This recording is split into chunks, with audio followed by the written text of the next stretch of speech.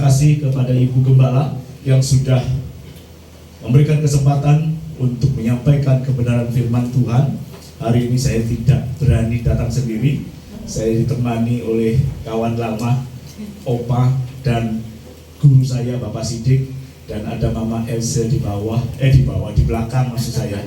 Terima kasih sudah menyertai dan mengawal, katanya Pak Sidik begitu. Puji Tuhan.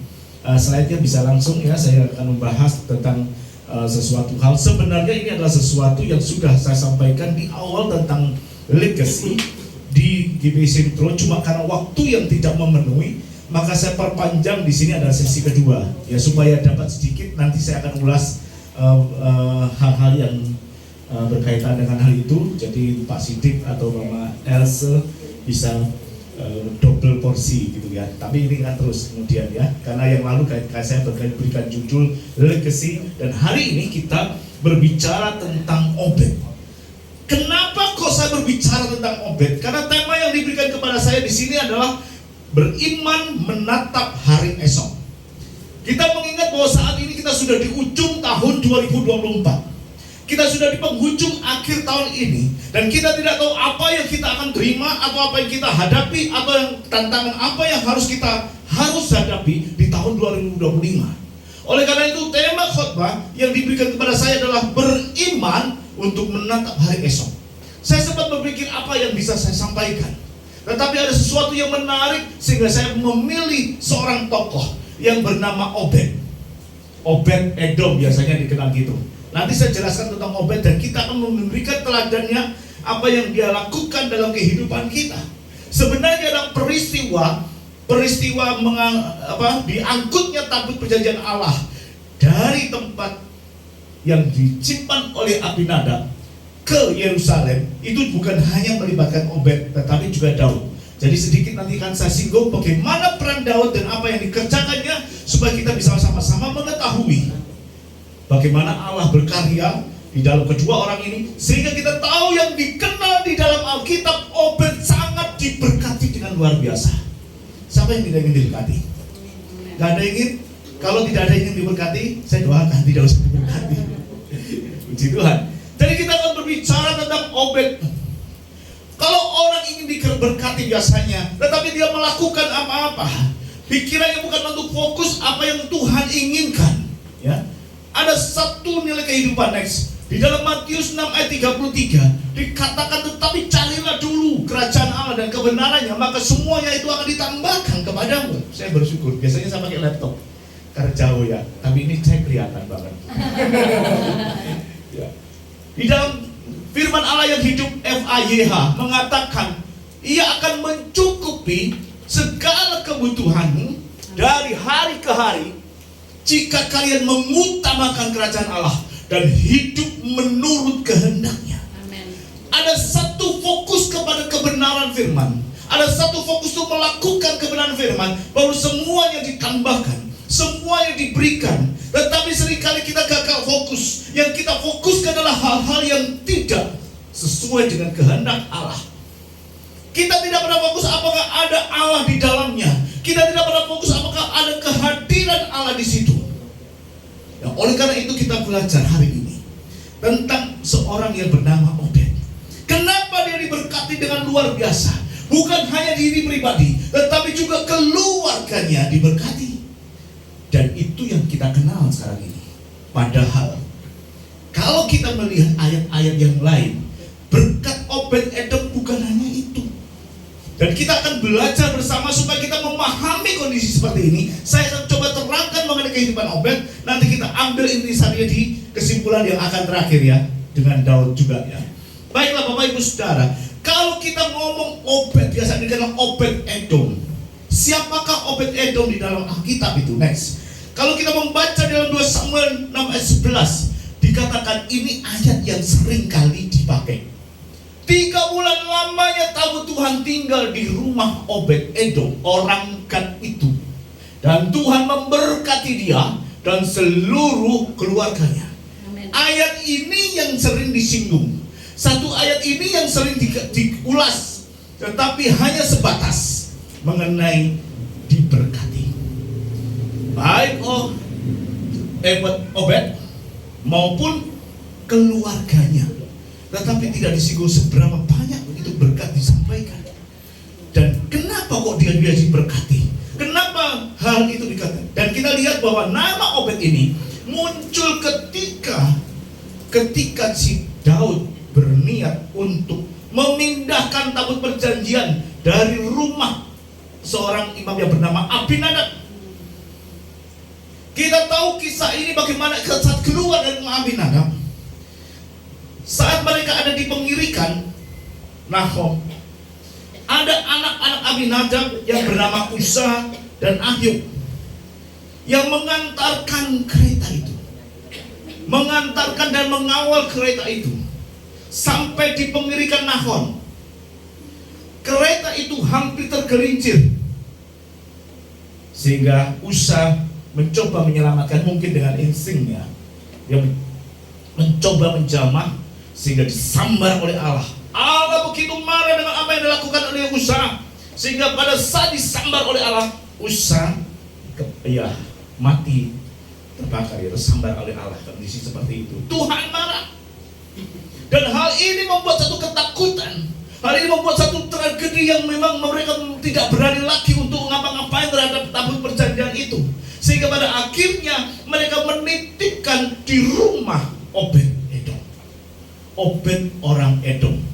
Tetapi kok aneh gitu ya. Kalau kita lihat ini 3 bulan lamanya tabut Tuhan tinggal di rumah Obed orang Edom. Tetapi bukan dari Edom, tetapi disangkakan ada orang Gad itu. Kenapa tuh Alkitab menulis orang Gad itu? Apa spesifikasinya orang Gad itu ya? Kenapa kok harus ditulis orang Gad? Padahal dia tahu Obed itu Edom tinggalnya. Tetapi kenapa harus ada orang Gad? Next. Ada arti sendiri dan pertanian lama ditonjolkan adanya orang Gad. Bukan satu kebetulan. Kalau kita ngomong kota orang Gad, seperti kita ini Wong Sidoarjo, ya sama kan? Cah Solo, beda benar, tapi itu maknanya sama. Jadi kalau dikatakan si Obed Edom orang Gad itu, atau kita ngomong saya ini orang Sidoarjo tapi Cah Solo, misalnya seperti itu, bisa dipahami? Oke. Jadi kalau kita ngomong apa sih kota Gad? Kota Gad merupakan kota di Filistin yang terkemuka di zaman dahulu. Ada kota di sana. Kenapa kok harus Filistin disampaikan? Apa maknanya? Kenapa disebut orang Wong Darjo? Apa yang istimewa di sana? Dan disebutkan di sini orang Filistin itu bukan bangsa Semit yang mendiami wilayah pesisir di Kanaan kuno. Bangsa Semit ada bangsa keturunan Sem. Ya, bangsa keturunan Sem. Di situ ada bangsa-bangsa seperti Ibrani, Aram, kemudian Akadia. Ada beberapa bangsa di situ di wilayah Timur Tengah, ya, seperti itu. Jadi bukan keturunan dari, bahkan justru sering bertentangan orang-orang Filistin ini dengan orang Israel. Kemudian kedua, dia punya budaya, bahasa dan praktik keagamaan yang berbeda dengan orang Israel. Tentu siapa yang dipuja juga berbeda. Kalau orang-orang Israel itu memuja kepada agama Yahudi, agama Kristen atau Islam juga ada Semit di situ. Ya, bahasa-bahasa juga ada di sana. Tetapi kalau kita lihat orang-orang Filistin itu tidak beragama. Bahkan mereka orang yang paling dikenal dengan Goliat itu juga dipuja oleh mereka. Jadi dari situ sudah berbeda. Obed Edom disebut sebagai orang Gad itu menunjukkan bahwa dia memiliki hubungan dengan orang Filistin. Meskipun ini sesuatu yang langka, tetapi Alkitab menunjukkan bahwa dia orang Gad. Itu menunjukkan sesuatu perbedaan. Meskipun langka bahwa di antara orang Israel ada orang bangsa asing, itu tidak biasa. Apakah ia keturunan orang Filistin yang menetap di wilayah Israel, atau orang Filistin yang pindah agama menjadi penganut agama Yahudi? Orang Filistin yang berpindah agama menjadi penganut agama Yahudi itu bukan hal yang tabu bagi mereka, dan bukan hal yang luar biasa, enggak. Ini terjadi biasa. Mereka ada perpindahan agama, memeluk agama Yahudi. Dia bisa begitu. Apalagi kalau dikatakan mereka tinggal di wilayah Israel, terkontaminasi, ya, terkontaminasi. Mereka memeluk agama Tuhan Israel. Mereka mengikuti cara beribadah, cara-cara hidup orang Israel. Mereka melakukan kepatuhan kepada hukum Musa, ya. Dan Obed-Edom menyelaraskan diri untuk hidup dengan Allahnya Israel.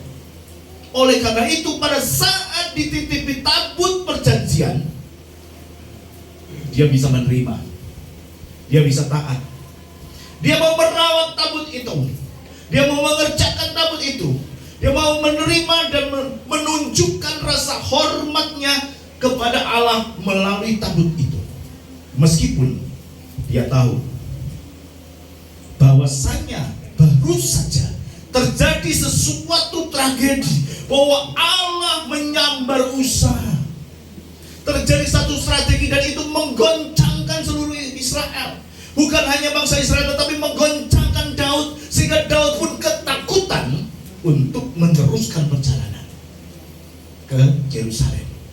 Sampai di sini bisa dipahami? Jadi saya memahami kenapa kok ada artinya kalau saya menyebutkan orang-orang ini, karena nanti kita akan membahas kenapa kok disebut orang Gad, kenapa disebut orang Filistin. Akan kita bahas tadi. Tadi sudah saya katakan ada perbedaan agama dan seterusnya. Ini yang pertama. Kemudian kedua, kita lihat status sosial dari Obed. Next, status sosial orang Obed ini ya. Next, coba ya.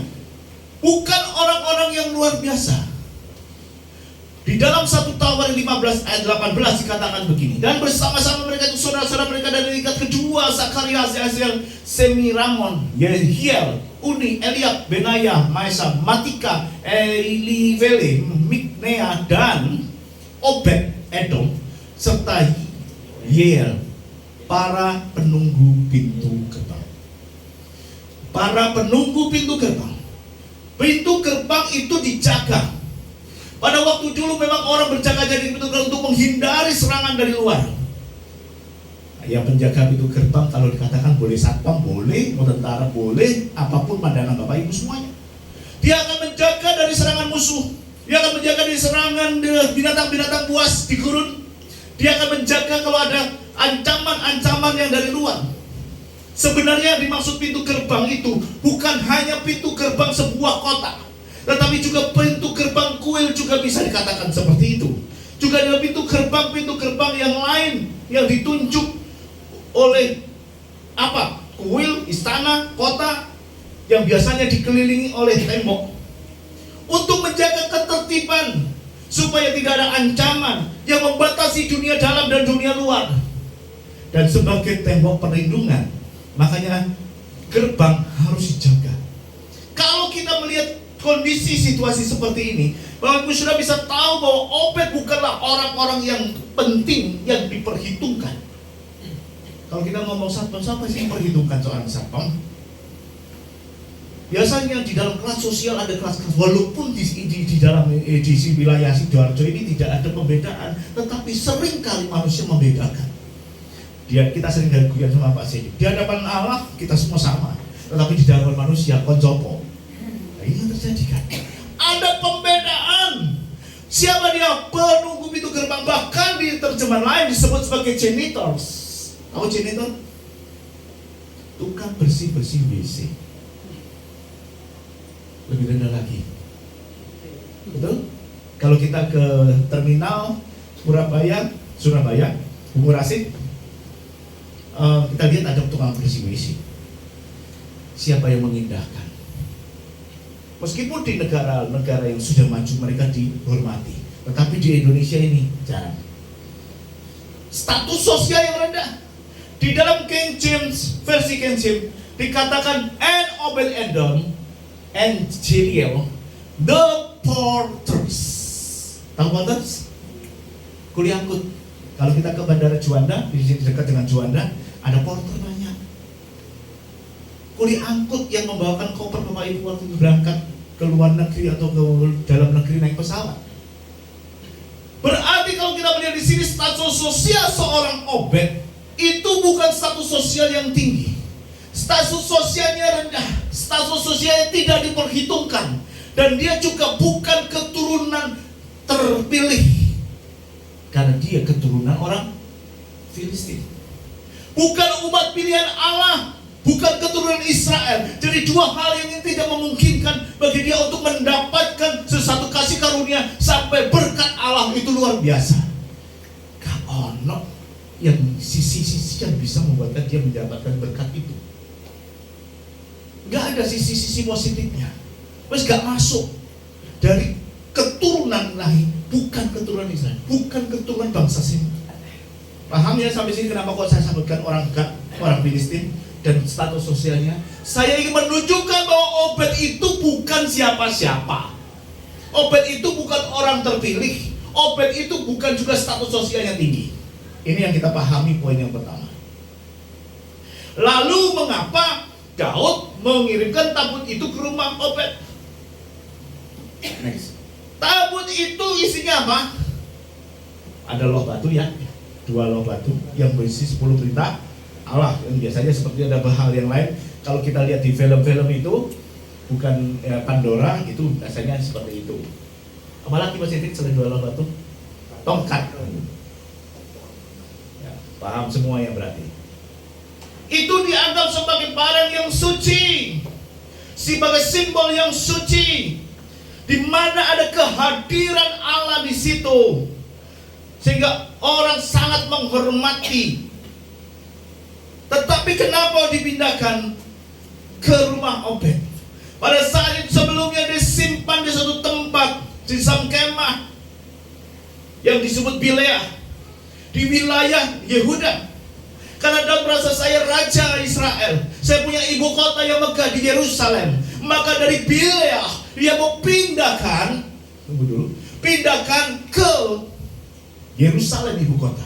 Kan megah, tabut Allah loh, yang berisi benda-benda suci loh, di tempat kemah di Bileah, di wilayah Yehuda. Saya jadi raja ibu kota Yerusalem, tentu saya ingin barang itu pindah ke ibu kota, dihormati di sana. Ya, paham? Dihormati kehadirannya, sehingga dia harus pindah. Ada yang salahkah? Nanti kita lihat. Kita lihat dulu mengapa dikirim ke Obed Edom. Kalau kita lihat di sini, ya, kita bisa melihat bahwasanya belum bisa membaca. Tunggu, lo yang turun. Ya, kemungkinan besar Obed Edom itu adalah penyembah Israel. Tadi katakan dia ada perpindahan agama dari umat lama menjadi penganut agama Yahudi, atau dia mengikuti Taurat Musa. Jadi disebut, oh ya, Obed itu melakukan perintah Tuhan. Ini yang pertama. Kenapa kok di situ? Yang kedua, Obed itu sebagai penjaga tabut suci yang tepat dan dapat dipercaya karena kerjanya sudah baik. Oke, tak percayakan. Atau alasan yang masuk akal bagi kita, karena apa? Tempat kejadian perkara atau TKP usah disambar oleh Allah itu dekat dengan rumahnya Obed. Wes titip lo kono ae, bari bocor nang kiri, titip lo di situ. Paham? Sehingga Daud menitipkan ke sana, ke rumah Obed. Apa yang salah di sini? Kenapa usah disambar oleh Allah? Kita tahu dalam hukum Musa, pada saat kita tabut itu dipindahkan bukan dengan kereta yang ditarik lembu, bukan, tetapi ada gelang-gelang. Kalau kita lihat pembuatannya tabut itu, yang dimasukkan tongkat, dan itu harus dipikul oleh orang-orang pilihan Allah yang disebut sebagai orang-orang Lewi. Digantikan dengan lembu. Ada gelang-gelang yang harus diangkut dengan sana. Ya.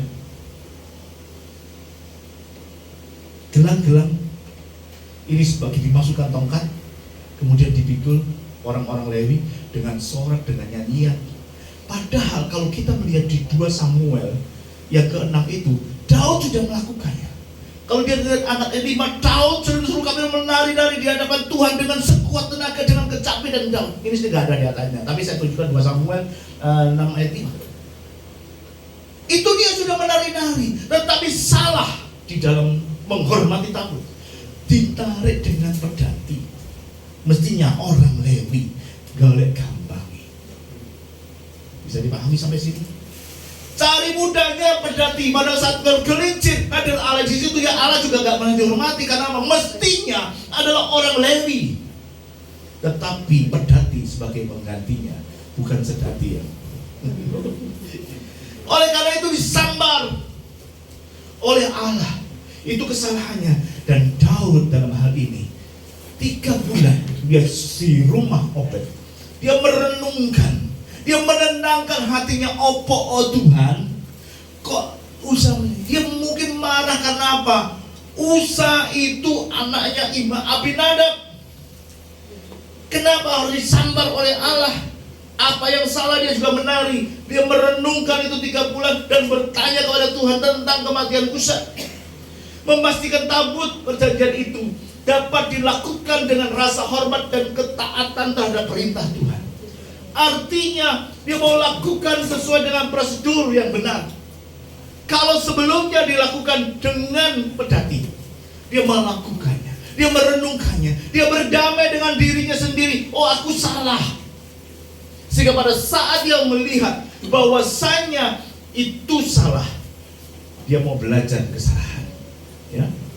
Nah, kita lihat dulu, kenapa kok kita harus teladan dengan keteladanan Obed? Berkat-berkat apa saja yang kita lihat? Next, kita melihat ada berkat yang diberikan oleh Allah kepada Obed itu. Yang pertama adalah berkat ketaatan. Kita tahu tadi bahwasanya Obed itu tidak pernah ragu-ragu.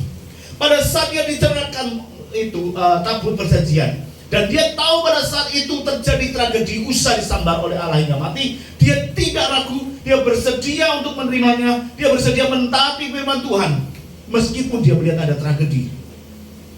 Ini juga berkaitan dengan kita. Apakah kita taat seperti Obed pada saat kenyataan tidak sesuai dengan apa yang kita bayangkan?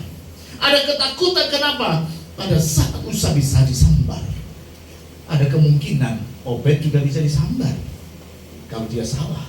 Tetapi kepengetahuannya tentang hukum Usa, dia bisa bertindak untuk taat, menghadirkan kerajaan Allah itu sebagai lambang dari tabut itu. Dia begitu hormati sehingga 3 bulan dia lakukan itu tanpa Allah menyambar dia.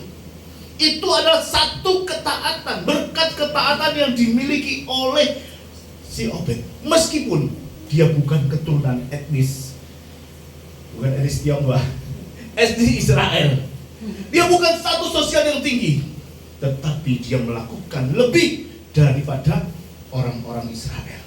Kalau dia ngomong Filistin, dia lebih memuja Goliat. Yang kedua adalah berkat melayani hadirat Tuhan. Tadi saya katakan tabut itu merupakan gambaran hadirat Allah. Ada rasa hormat yang diwujudkan dengan cara memperlakukan dengan hormat tabut itu. Kenapa? Kita tahu 30 tahun tabut itu di rumah Abinadab, tetapi tidak terjadi apa-apa dengan keluarga Abinadab. Terjadinya malah tragedi, Usa disambar oleh Allah. 30 tahun tabut itu di rumah Abinadab, di kemah di sana, tapi tidak terjadi satu mujizat. Tetapi karena Obed melayani hadirat Allah, melayani hadirat Tuhan, kehadiran Allah, dia diberkati dengan luar biasa. Kehadiran Allah saat ini dilambangkan dengan Roh Kudus. Hadir gak dalam kehidupan kita?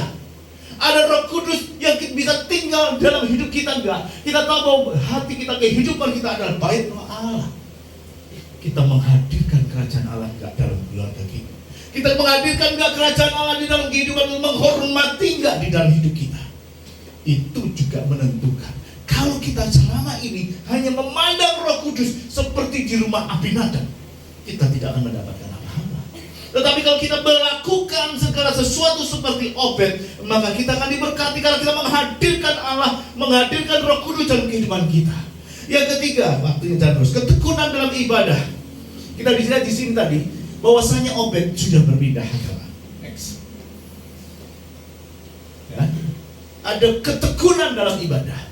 2 Samuel 12 sampai 15 dikatakan begini. Diberitahukan kepada Raja Daud, demikian Tuhan memberkati seisi rumah Obed Edom dan segala yang ada padanya. Oleh karena tabut Allah itu, lalu Daud pergi mengangkut tabut Allah itu dari rumah Obed Edom ke kota Daud dengan sukacita. Apabila pengangkat tabut Tuhan itu melangkah maju 6 langkah, Maka ia mengorbankan seekor lembu dan seekor anak lembu gemukan, dan Daud menari-nari di hadapan Tuhan dengan sekuat tenaga. Ia berbaju efod dan kain lenan. Daud dan seluruh orang Israel mengangkut tabut Tuhan itu dengan diiringi sorak dan bunyi sangkakala. Ada satu perbedaan. Pada saat kita membaca 2 Samuel 6 ayat 5, Daud juga menari-nari. Tetapi dalam 2 Samuel 6 ayat 12 ini sampai 15 dikatakan dia penuh perlengkapan, diusung, ya. Setiap 6 langkah dipersembahkan seekor lembu dan seekor anak lembu gemukan. Dia menari-nari dengan pakaian penuh, ya, menari-nari bukan dengan pakaian yang sembarangan, tetapi dengan baju efod. Itu adalah menunjukkan satu penghormatan kepada Allah. Itu satu ketekunan dalam ibadah. Dia lakukan prosesinya dengan benar. Bahkan dia mempersembahkan dengan baik apa yang menjadi kerinduan hati Tuhan. 6 langkah, 2 ekor lembu. Itu luar biasa, ya. Itu yang terjadi, sehingga dia berkati dengan luar biasa saat ini, si Obed ini, ya. Oke, ketika seperti itu, ya, puji Tuhan. Nah, Bapak Ibu Saudara, sekarang berkat apa yang diberikan oleh Obed? Yang diberikan kepada Obed, next. Berkat apa yang diberikan kepada Obed orang Edom itu? Di dalam 2 Samuel saya ulang lagi ayatnya. 3 bulan lamanya tabut Tuhan itu tinggal di rumah Obed Edom orang Gad itu, dan Tuhan memberkati dia dan seluruh keluarganya. Berkat yang pertama, Tuhan berkat pada generasi berikutnya, dan keluarganya diberkati dengan luar biasa. Kita tahu bahwa Allah memberikan berkat itu. Ada banyak hal, saya tidak menguraikan karena sudah jelas bagi dia dan bagi keluarganya. Dan bagi keturunannya, saya akan buktikan di ayat yang berkat yang berikutnya. Yang kedua adalah pemimpin kerajaan yang cakap. 1 Tawaris 26 ayat 8 dikatakan, mereka sekalian adalah dari keturunan Obed Edom, yaitu mereka sendiri, anak-anak mereka dan saudara-saudara mereka masing-masing yang gagah perkasa. Cakap untuk pekerjaan itu 62 orang jumlahnya dari Obed Edom. Ada orang-orang pilihan yang memegang pemerintahan, orang-orang yang cakap, orang-orang yang perkasa, orang-orang yang berhikmat, orang-orang yang mempunyai kemampuan. Dikatakan mereka punya kemampuan untuk itu, mereka punya kecakapan untuk itu, mereka punya hikmat untuk itu, untuk memimpin satu pemerintahan. Dan jumlahnya dari bukan main, 62 orang jumlahnya, kumpulan orang-orang penting. Dari orang biasa, status sosial sebagai janitor, sebagai penjaga pintu gerbang, sebagai porter, tetapi keturunannya luar biasa pegang pemerintahan. Siapa yang nggak mau? Amin. Kedua, yang ketiga, saya cepat saja ya. Yang ketiga, dia adalah pemimpin musik yang diurapi. Dikatakan 1 Tawaris 15:1, sedang Matika, Eivele, Minea, Obed Edom, dan Asria terus memainkan kecapi 8 nada lebih rendah tingkatnya untuk mengiringi nyanyian. Saya tidak tahu musik, tetapi kalau memainkan 8 nada lebih rendah itu susah atau gampang saya tidak tahu, Pak. Tetapi kalau sudah nada rendah di bawah tangan, ya tentu nggak bisa. Kalau nggak bisa sampai ke bawah gitu kan, orang biasanya di nada normal. Tetapi ini adalah luar biasa, sesuatu yang dia kerjakan. Mungkin ada rendah dianggap tinggi atau dianggap rendah, perannya saya nggak tahu, ya. Tetapi kalau jelas di sini dia memainkan dengan luar biasa. Ada satu pujian yang dinaikkan, ada satu hal yang dikerjakan dari seorang anggota yang namanya janitor atau porter tadi. Yang lebih penting adalah dapat dipercaya. Sesudah itu yang mengambil segala emas dan perak dan segala perkakas yang terdapat dalam rumah Allah dan yang berada di bawah pengawasan keluarga Obed Edom, juga perbendaharaan istana raja dan orang-orang Sandera. Kemudian pulanglah ia ke Samaria. Ada harta benda yang dititipkan kepada keluarga Obed Edom itu berupa emas dan perak. Dan saya yakin jumlahnya banyak, jumlahnya gak sedikit, dititipi emas dan perak. Dan Dan semua diambil kembali oleh yang punya Samaria dengan tidak kekurangan satu apapun. Artinya apa? Ada kejujuran, integritas dari seorang Obed ini yang teruji. Gak mungkin orang menitipkan sesuatu kalau dia suka ngambil.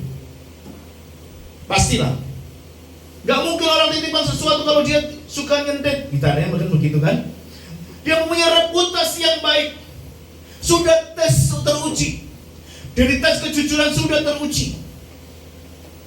Kebanyakan orang kalau dititipi harta, apalagi pernak-pernik kecil-kecil, biasanya ada yang terselip hilang, diselipkan sendiri di dalam sempitan-sempitan yang tidak diketahui.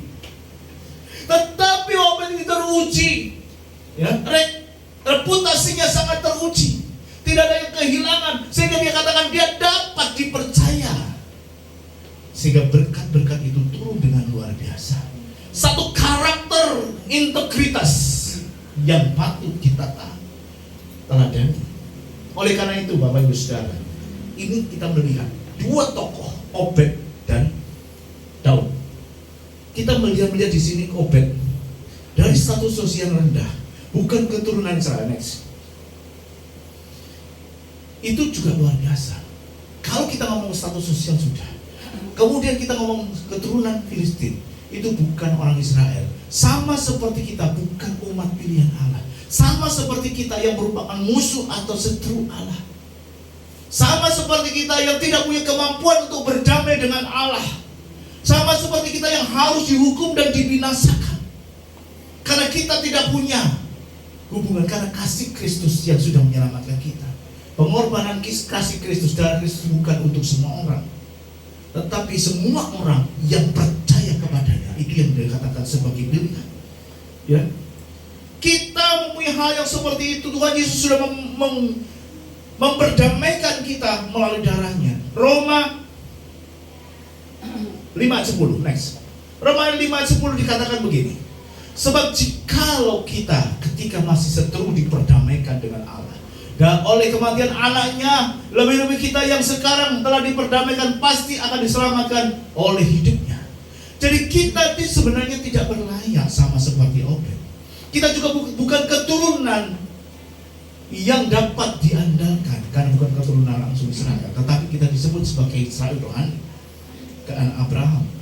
Kita ini adalah musuh Allah, yang mestinya siapa yang dapat melawan Allah? Gak ada. Kita diselamatkan oleh penebusan, satu kasih karunia yang luar biasa, diperdamaikan dengan Allah.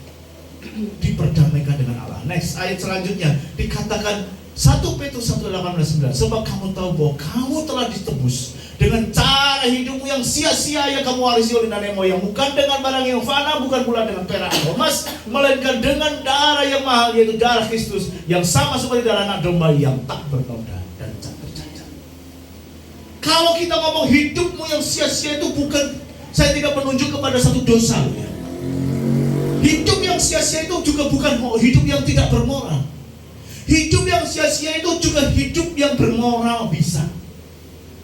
Yang saya katakan hidup yang sia-sia lebih spesifik adalah hidup yang tanpa tujuan sasaran, tanpa goal. Dia sekedar hidup. Orang katakan makan untuk hidup atau hidup untuk makan. Itulah yang kesana saya maksudkan.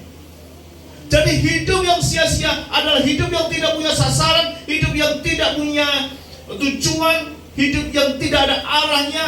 Karena kita berdosa pasti arahnya menuju kepada kebinasaan. Sehingga ada ayat mengatakan jalan yang disangkakan orang lurus, ujungnya menuju maut. Itulah hidup yang sia-sia.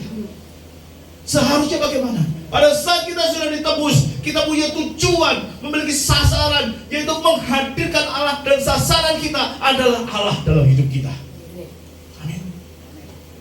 Kehadiran Roh Kudus kita menghormati Roh Kudus dalam kehidupan kita, karena Kristus sudah memberi kita kehidupan dan memberikan gaya hidup dalam kehidupan kita. Orang, Pak, saya sudah ke gereja, Pak. Ya, boleh. Saya pergi ke kota lain. Saya kemarin pergi ke Semarang, bukan tanpa tujuan. Ada tujuan yang saya mau tengok mama saya, orang tua saya. Ya, ada Mama Elsa yang mendorong, udah ini orang tuamu harus ditengok, pasti senang dan seterusnya. Nggak pernah dijenguk, gimana punya orang tua nggak pernah dijenguk. Ada tujuan, meskipun capek harus tolak, datang terus kemudian langsung balik, hanya mungkin beberapa jam, tetapi tidak lakukan. Orang datang ke gereja bukan hanya memenuhi kewajiban, sehingga orang mengatakan, aku sudah melakukan kewajiban, sekarang saya mau jalan-jalan. Kewajiban apa? Aku ke gereja, sekarang saya jalan-jalan. Apakah itu tujuannya? Kalau saya katakan hanya itu tujuannya, hidupnya sia-sia. Makanya dikatakan, jalan yang disangkanya orang lurus, ujungnya menuju kepada maut. Kalau kita mau hidup kita tidak sia-sia, kita memberikan semuanya kepada Allah. Kita menghadirkan Allah dalam kehidupan kita, supaya kehidupan kita itu tidak sia-sia. Sehingga itu kita juga wariskan dalam keluarga kita sebagai sebuah warisan rohani. Tidak semua anak hamba Tuhan menjadi hamba Tuhan, tetapi kita bisa melihat di situ benar mana hamba Tuhan yang bisa mewariskan legacy, warisan rohani yang benar. Kenapa? Bukan untuk aktivitas, tetapi bertemu muka dengan muka dalam hadirat Allah. Itu yang harus dilakukan dan dilakukan oleh seorang yang bernama Obed. Nah, kemudian kita melihat kedua adalah Daud. Dia berdamai dengan dirinya sendiri. Dia tahu ada kesalahan, next. Dia tahu ada hal yang tidak enak. Tetapi Daud mau berdamai. Dia mungkin marah pada saat Usa disambar. Dia sudah melakukan bagiannya. Dia menari-nari pada awalnya di depan tabut. Tetapi kenapa Allah marah dan menyambar Usa pada awalnya di 2 Samuel 6 ayat 5? Dia harus berdamai 3 bulan lamanya. Dia berpendam diri. Dia bertanya kepada Allah, kenapa Allah menyambar Usa? Sampai akhirnya dia menyadari. Makanya dikatakan garam yang baik, garam memang baik, tetapi jika garam itu menjadi hambar, dengan apakah kamu mengasinkannya? Artinya pada saat dia tidak bisa berdamai dengan dirinya sendiri, dia tidak akan mempunyai hidup yang berdampak kepada orang lain. Jadi kita mengevaluasi diri kita, apakah kita sudah berdamai dengan diri sendiri? Daud marah kepada Allah atas peristiwa Usa. Daud meninggalkan tabut di rumah Obed. Dia tinggalkan, tapi ketika orang melihat Obed diberkati, dia dengan sukacita. Dia sudah berdamai dengan dirinya sendiri. Dia sudah berdamai dengan dirinya sendiri, dan dia melakukan prosedur yang benar. Dipikul, bukan ditarik kereta. Dengan baju efod, menari-nari dengan sekuat tenaga. Itu yang dilakukan oleh Daud. Sehingga kalau dia berdamai dengan diri sendiri, dia bisa berdamai dengan orang lain, dia juga bisa memberikan dampak hidupnya. Kadang-kadang orang susah berdamai dengan sendiri. Kadang-kadang orang tidak mau mengerti. Ada banyak hal yang dihadapi, ada banyak. Tapi saya akan melihatkan beberapa hal di sini. Next. Ada beberapa hal yang di sini. Apa yang menjadi hal kehidupan itu? Satu adalah trauma masa lalu, traumatis masa lalu. Itu juga membuat orang tidak bisa berdamai dengan diri sendiri. Ya. Tentu bukan peristiwa yang enak. Pasti awalnya ada peristiwa-peristiwa yang tidak mengenakan. Itu musuh kita. Traumatis berarti menimbulkan respon masa sekarang secara emosional, pikiran, bahkan mungkin fisik yang nyata, sama seperti peristiwa aslinya di masa lalu. Masih trauma, masih tidak nyaman atas peristiwa apapun yang dihadapi. Tidak nyaman, sehingga kita tidak bisa berdamai dengan diri sendiri. Pola asuh yang salah. Kenapa di dalam satu keluarga diberikan pola asuh yang salah? Mestinya dapat asupan yang baik, seperti kasih sayang, perhatian, empati, kehidupan, kepedulian. Tetapi dia tidak mendapatkan, sehingga itu menimbulkan satu sakit hati. Dia tidak bisa berdamai dan tidak bisa mengampuni dirinya sendiri. Pendidikan yang salah. Itu biasanya pendidikan memang dimulai dari keluarga. Teori Maria Montessori itu dimulai dari keluarga. Sehingga di 0 sampai 18 tahun itu masa penting untuk menanamkan nilai-nilai, value kehidupan, dan keluarga itu menjadi utama. Tetapi tidak menutup kemungkinan ada pendidikan formal di sekolah.